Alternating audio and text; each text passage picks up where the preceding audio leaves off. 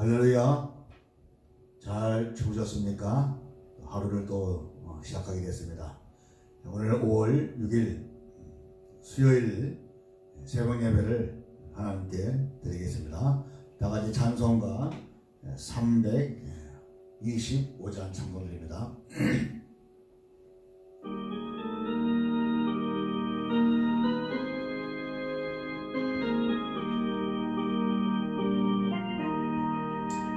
예수가 함께 계시니 시험이 고나 겁없네. 기쁨이 고난 대시를 예수를 위해 삽시다. 날마다 주를 섬기며 언제나 주를 기리고 그 사랑 안에 살면서 딴 길로 가지 맙시다. 이 세상 사는 동안에 주 이름 전파하면서 무한한 복락 주시는 예수를 위해 삽시다. 날마다 주를 섬기며 언제나 주를 기리고 그 사랑 안에 살면서 딴 길로 가지 맙시다. 이 세상 친구 없어도 예수는 나의 친구니 우리가 이를 버리고 예수를 위해 삽시다. 날마다 주를 섬기며 언제나 주를 기리고 그 사랑 안에 살면서 딴 길로 가지 맙시다. 주께서 심판하실 때 잘했다 칭찬하리니 이러한 상급 받도록 예수를 위해 삽시다.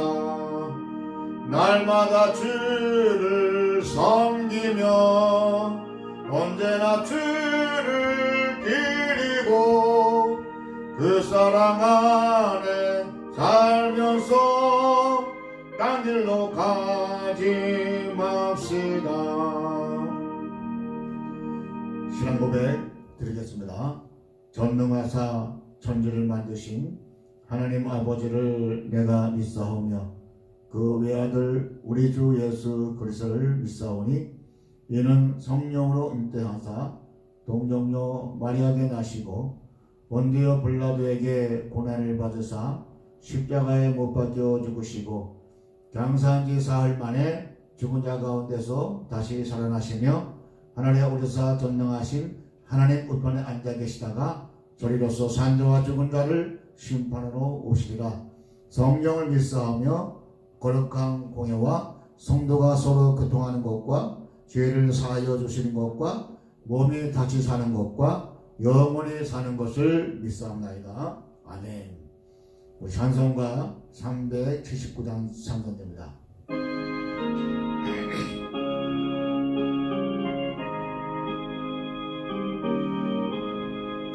밝기 멀고 밤은 기쁜 데에 이때 생주 그냥 집을 향해 가는 길 주소서.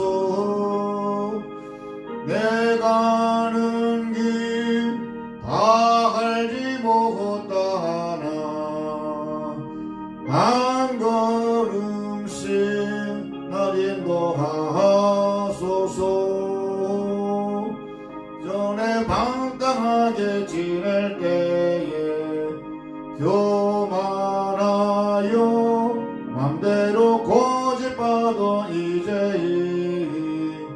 사소서. 애지 언제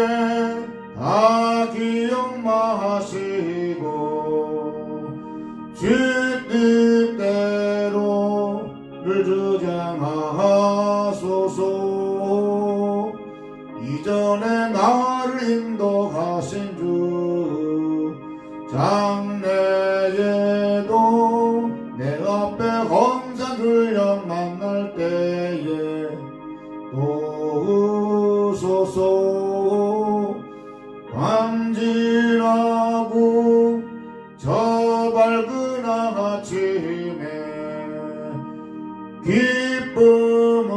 기쁨으로 내 주를 만나리.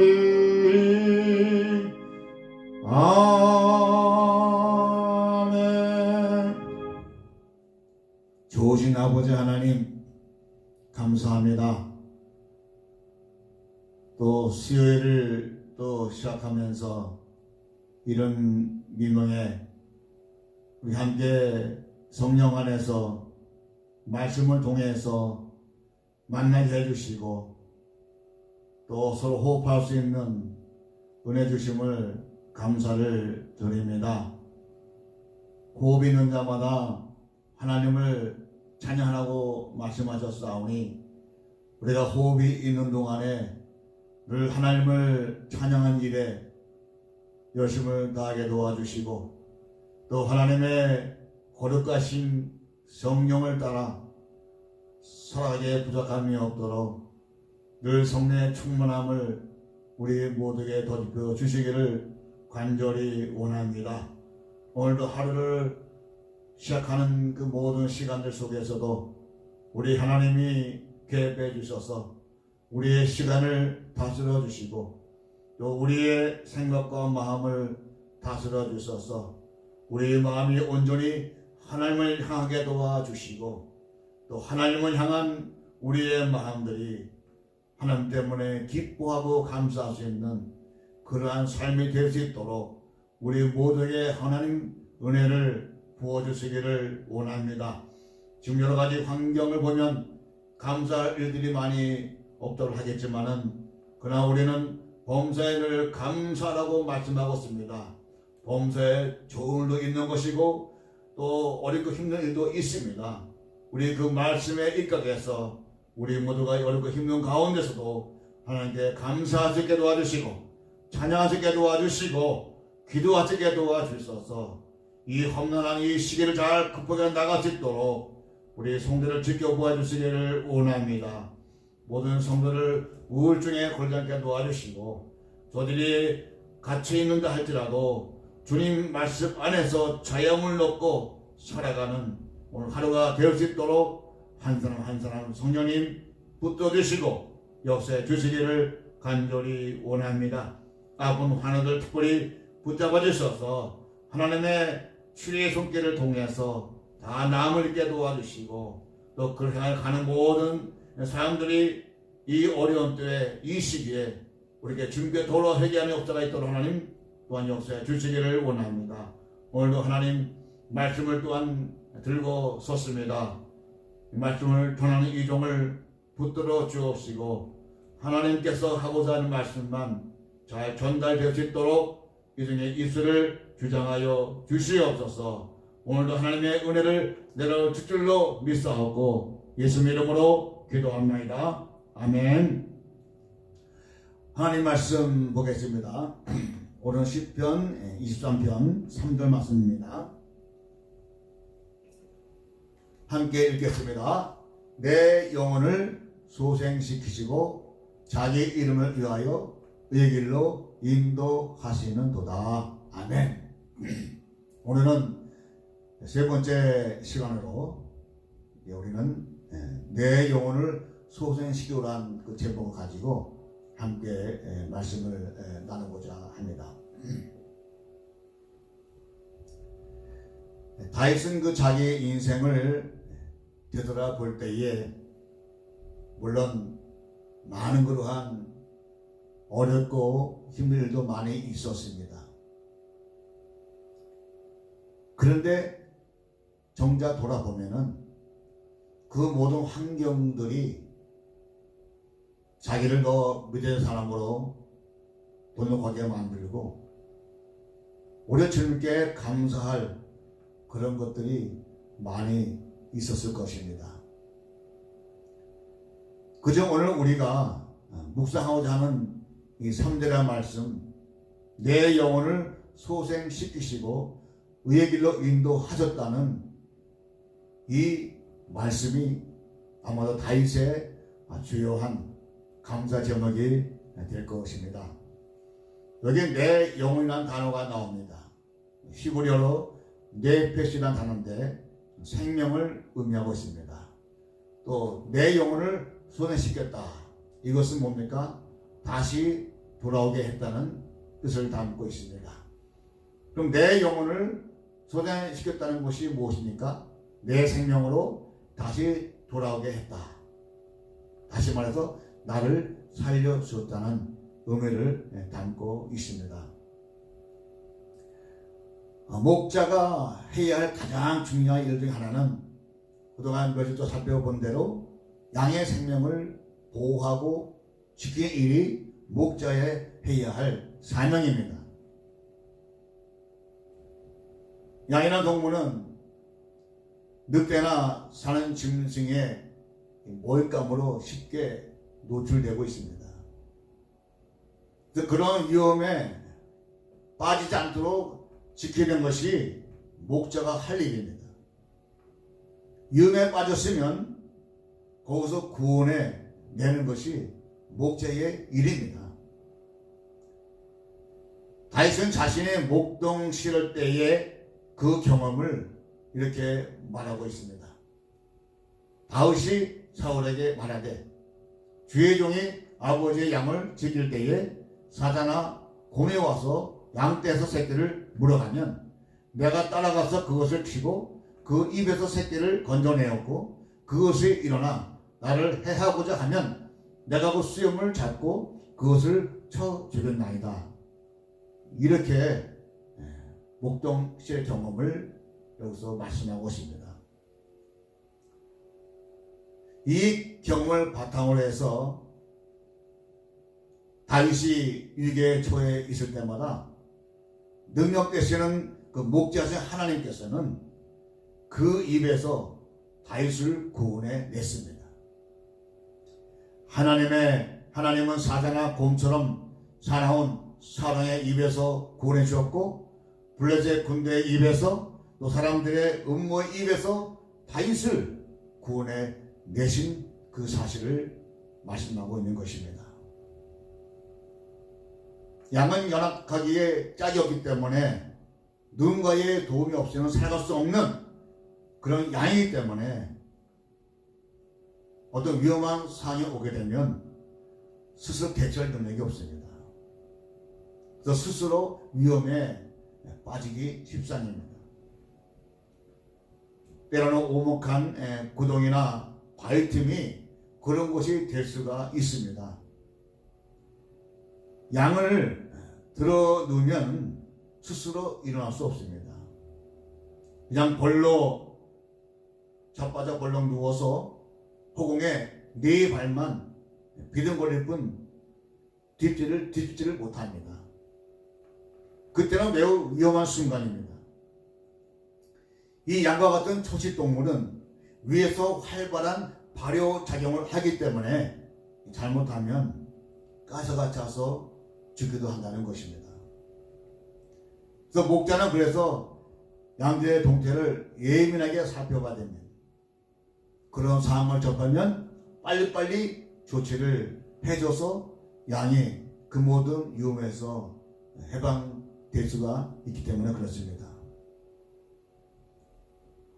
다윗의 인생을 보게 되면 이처럼 구덩이에 빠졌던 위기의 순간이 참 많았음을 우리 성경을 통해서 우리가 익히 아는 내용들입니다. 그때만 주님께서 구원해 주시는 놀라운 경험을 했는데 오늘 다윗은 이런 고백을 하입니다. 나를 기가 막힐 웅덩이와 수렁에서 끌어올리시고 내 발을 반석 위에 두사 내 걸음을 견고하게 하셨도다. 오늘 여기서 이렇게 말씀하고 있습니다. 여기 보면 기가 막힐 웅덩이라는 단어가 나옵니다. 이 단어를 보면서 킹제임스 성경에 보면은 이것을 무시무시한 웅덩이로 번역을 하고 있습니다. RSV 성경에서는 절망의 웅덩이로 번역을 하고 있습니다. 또 우리가 쉽게 접하고 있는 NIV 성경에서는 끈적끈적한 웅덩이로 번역을 하고 있습니다. 이를 한마디로 표현한다면 도무지 빠져나올 수 없는 웅덩이를 여기서 말하고 있습니다. 보통 중동의 지방의 물덩이는 옹기 형태처럼 안이 깊고 입구 쪽이 좁도록 판다고 합니다. 왜냐하면 우기 때 우물을 그 물을 받아주기 위해서 그렇다고 합니다. 그러니까 이런 웅덩이에 빠지게 되면은 밖으로 나오기도 어렵고 또 바닥은 진흙벌 투성입니다. 한번 빠지게 되면 도저히 빠져나올 수 없는 그런 상황에 처한다는 것입니다. 아마도 요셉의 형제들이 요셉을 빠뜨렸던 그 웅덩이가 바로 이런 기가 막힐 웅덩이였을 것입니다. 그때 요셉은 간절하게 형들에게 부탁합니다. 애고라고 괴로움을 호소합니다. 날 여기서 건너내달라고. 그래 형제들은 몰인정하도록 방치하고 오히려 이참에 요셉을 죽이겠다고 하는 그런 모의까지 하게 됩니다. 이제 죽었구나. 더 이상 헤어날 수 없다고 생각했는데 하나님은 그 웅덩이에서 요셉을 끌어내셨습니다. 형제 중에 하나가 죽일 필요가 있느냐? 저래 건져가지고 노예를 팔자. 그래서 아마 극적으로 요셉은 그 나올 수 있었고 저건 노예로 팔려가는 그런 상황을 보게 됩니다.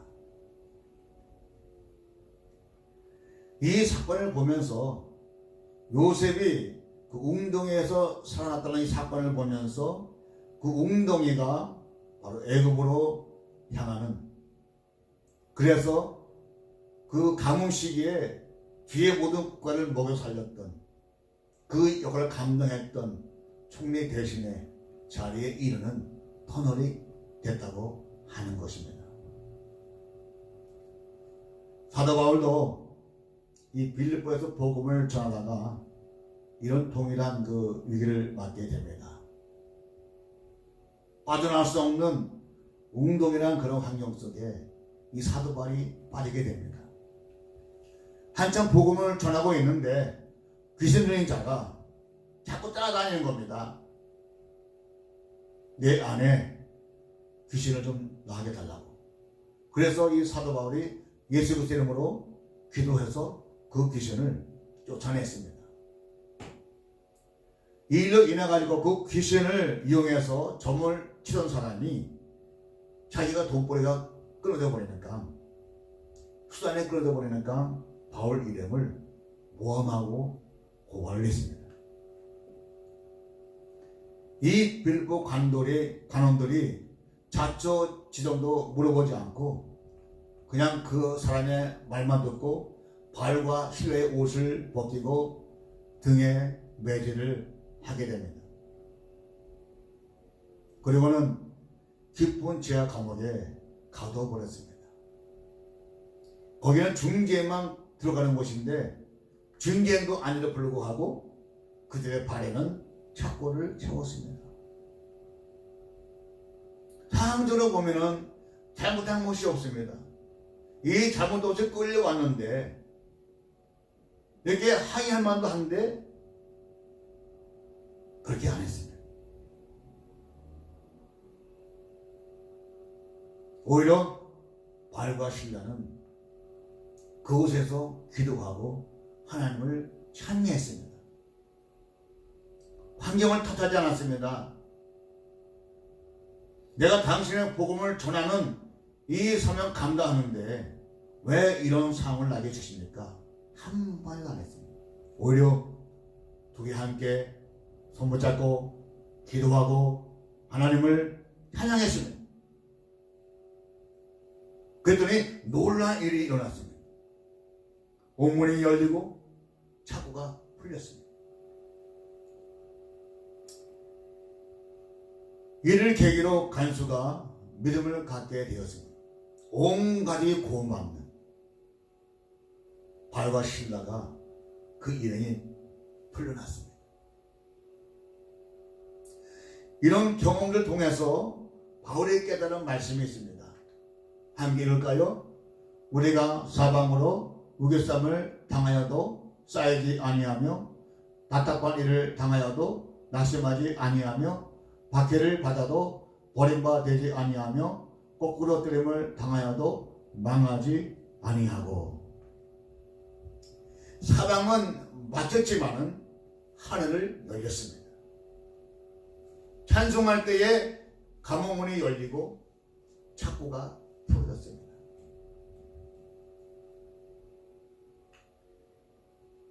내 영혼을 소생시킨다고 하는 말은 우리 목숨을 살려준다는 뜻도 있지만은 때로는 영적 침체로 불안과 두려움을 떨고 있는 우리의 영혼에 샘을 불어넣은 그런 의미도 있습니다.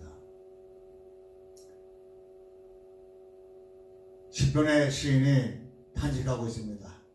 내 영혼아, 내가 어찌하여 낙심하며 어찌하여 내 속에서 불안해하는가? 너는 하나님께 소망을 두라. 그가 나타나 도우심으로 말미암아 내가 여전히 찬송하리라. 이 시편의 시인은 얼마나 불안한지 이런 탄식을 하고 있습니다. 5절 말씀, 11절 말씀, 또 43편 5절 말씀 3번에 걸쳐서 자신의 불안을 호소하고 있습니다. 우리는 다양한 종류를 통해서 영적 침체를 겪습니다. 먼저는 내가 죄를 지을 때입니다. 우리 인간은 하나님에 의해 형상을 따라 지음받은 존재이기 때문에 특히 우리 믿음의 사람들 죄를 짓고는 우리가 살 수가 없습니다.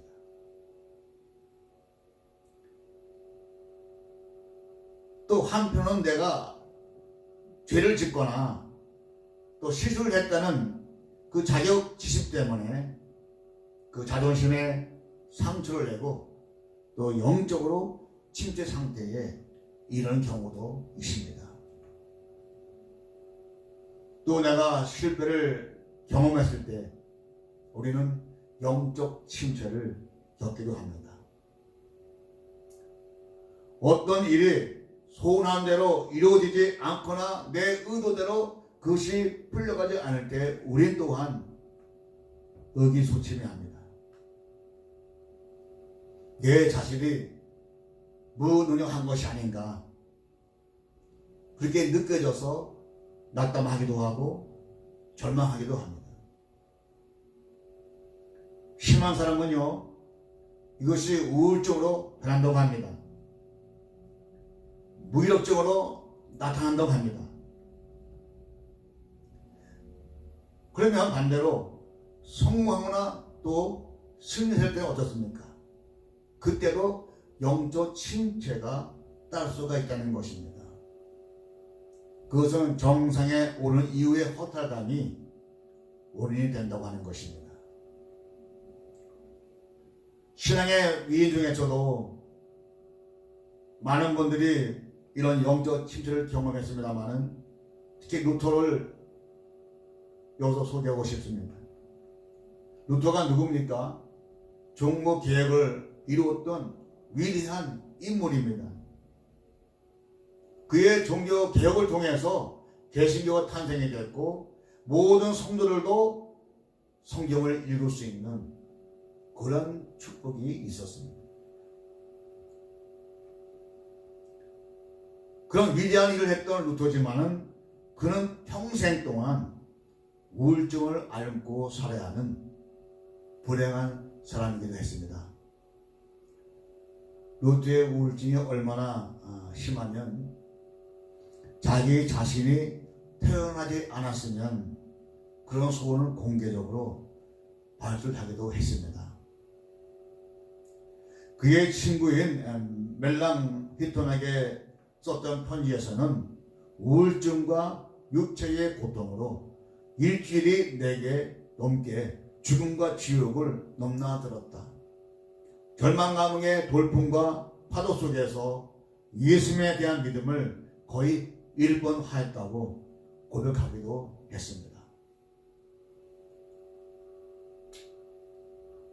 성도 여러분, 양의 위기는 양 자신의 무능력함도 아닙니다. 양이 부주의에서 기인한 것도 아닙니다. 결정적인 실패는 무엇이냐? 양들은 목자를 놓쳤다는 것입니다. 아무리 못나고 실수해도 목자가 그 곁에 있으면 그 양은 안전합니다. 마찬가지로 오늘 우리 믿음의 사람들이 영적 침체에 빠지는 이유는 내가 하나님을 놓쳤기 때문입니다. 성공해도 놓치기 쉽고 실패해도 놓치기 쉽습니다. 마틴 로이드 존스 목사님은 모든 영적 침체의 근본 원인은 하나님에 대한 불신이다, 이렇게 분석한 바 있습니다. 그래서 우리가 영적 침체를 경험한다면 그것을 벗어나는 길은 내가 하나님께 나아가고 하나님을 다시 찾는 것입니다. 시편 기자는 그 해답을 여기서 말씀하고 있습니다. 너는 하나님께 소망을 두라. 그가 나타나 도우심으로 말미암아 내가 여전히 찬송하리로다. 그래서 그 답을 알기에 이 시인은 하나님을 갈망했습니다. 그 갈망을 이렇게 표현하고 있습니다. 하나님이여, 사슴의 시냇물을 찾기에 갈급함 같이 내 영혼이 주를 찾기에 갈급하나이다. 이런 목마른 사슴이 시냇을 찾는 모습을 한번 상상해 보시기 바랍니다. 발로 바닥을 박박 긁을 것이고 물줄기를 찾고자 아마 혼신을 다해서 애쓸 것입니다.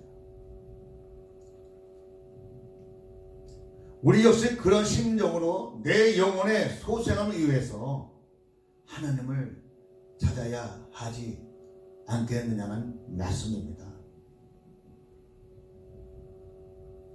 우리에게 위로가 되는 약속은 무엇입니까?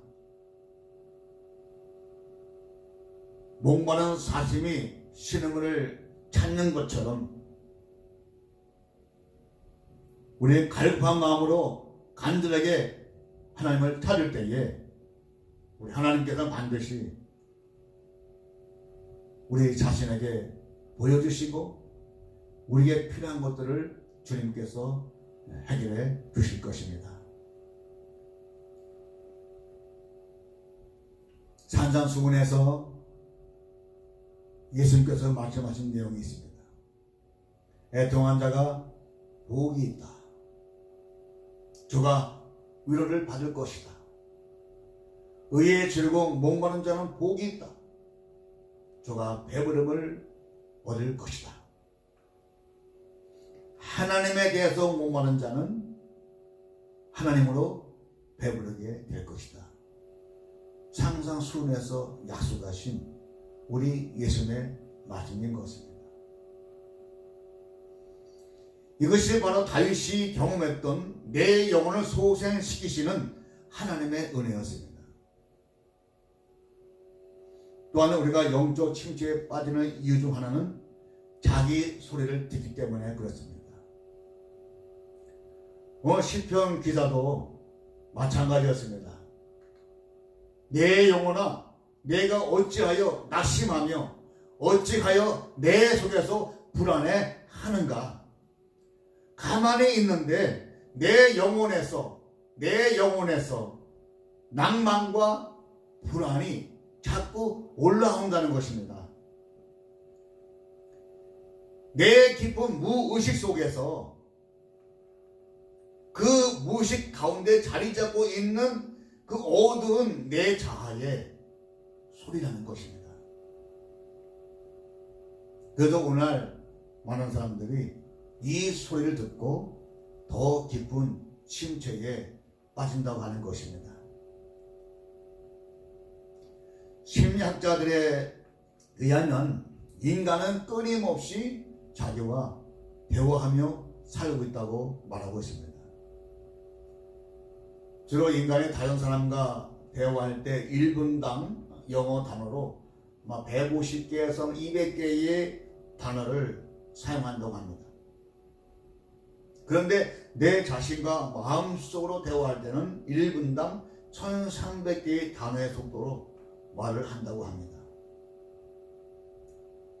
다른 사람의 소리도 나를 힘들게 하지만은 내 자아의 소리가 나를 더 힘들게 한다는 그런 발표를 했습니다. 이럴 때 우리 자아에게는 긍정적인 말이 필요합니다. 바로 하나님의 말씀입니다. 시편 기자의 고백입니다. 여호와의 율법은 완전하여 영혼을 소송시키시며 여호와의 교훈은 정직하여 마음을 기쁘게 한다고 했습니다. 오늘 우리 영혼을 소송케 하는 것은 하나님의 말씀입니다. 영적 침체기에 올수록 우리도 또 하나님의 말씀을 많이 듣고 많이 읽고 그 말씀을 묵상하십시오. 정해진 예배에 빠지지 않고 예배에 참석하십시오.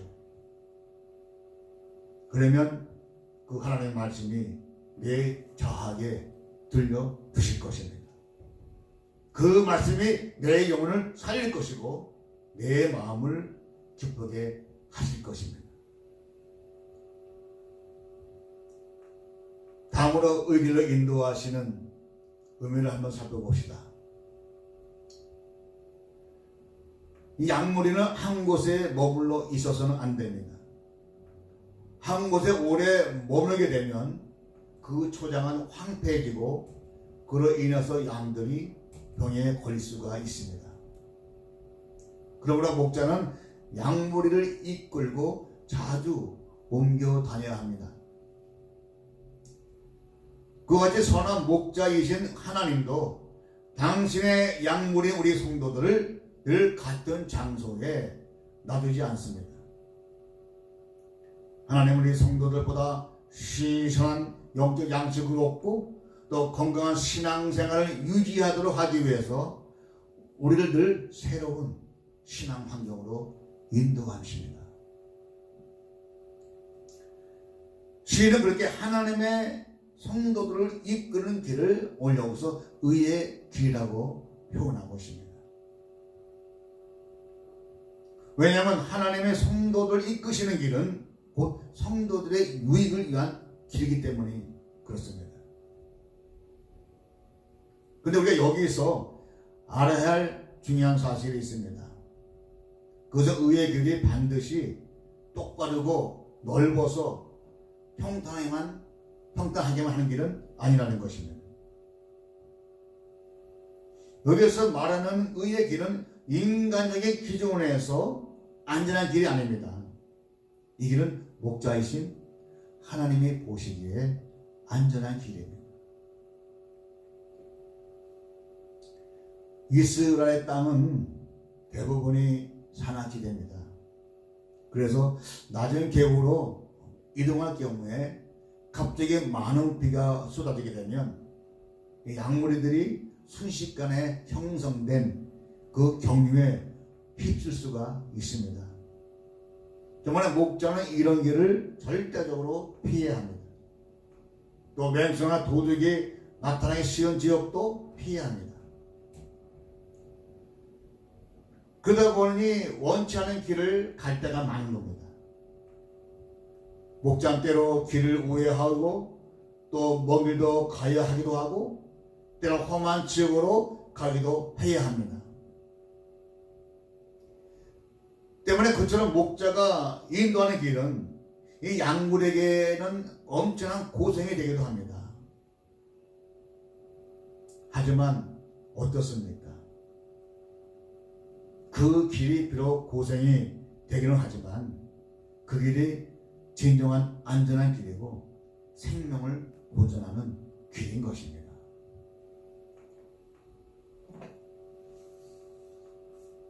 이와 같이 하나님을 우리를 인도하는 의의 길은 평탄하지만은 않습니다. 하나님이 인도하는 길은 오늘 우리 성도들에게 때로 많은 시련을 주기도 합니다. 그래서 그 시련을 겪을 때마다 왜 하나님은 나를 이렇게 힘든 길로 인도하시는지 모르겠다고 하는 그 의구심이 들 때도 있습니다. 그래서 신앙생활 하는 것이 너무 힘들게 느껴질 때도 많다는 것입니다. 그러나 성도 여러분, 하나님이 여러분들을 고생시키시려고 일부러 여러분들을 그러한 길로 인도하시는 것이 아닙니다.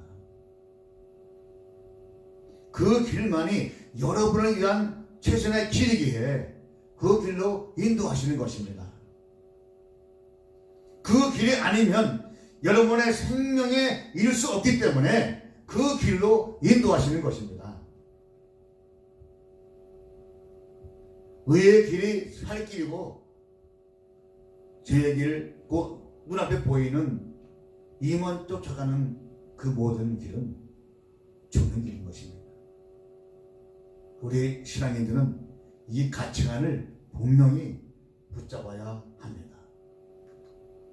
내 영혼을 소생시키시고 자기 이름을 위하여 의의 길로 인도하시도다.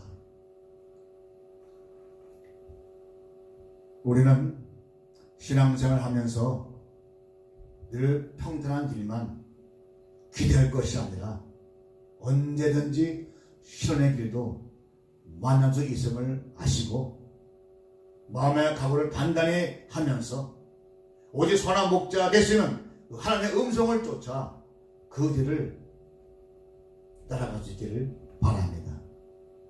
우리 하나님의 어떤 길을 인도하시든 간에 그 길이 의의 길인 줄 알고 그 하나님의 인도하심에 순종하시기를 바랍니다.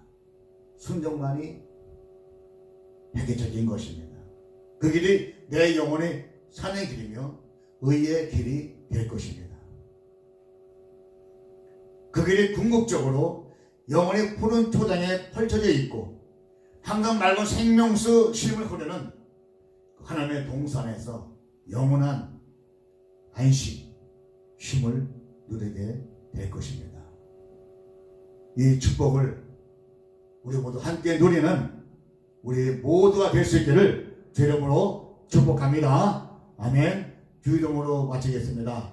하늘에 계신 우리 아버지여, 이름의 거룩히 여김을 받으시오며 나라의 임하옵시며 뜻이 하늘에서 이룬 것 같이 땅에서도 이루어지이다. 오늘날 우리에게 영원한 양식을 주옵시고 우리에게 죄 지은 들 사하여 준 것 같이 우리 죄를 사하여 주옵시고 우리를 시험에 들게 하지 마옵시고 다만 악에서 구하옵소서. 대개 나라와 권세 영광이 아버지께 영원히 있사옵나이다. 아멘. 우리 183장 빈들의 마름물같이 찬송하겠습니다.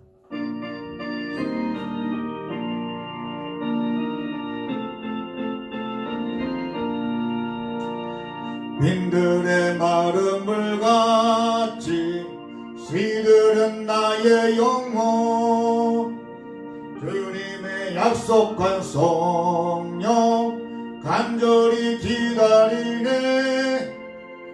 가물음의 마른 땅에 단비를 내리시듯 성령의 단비를 부어 새 생명 주옵소서.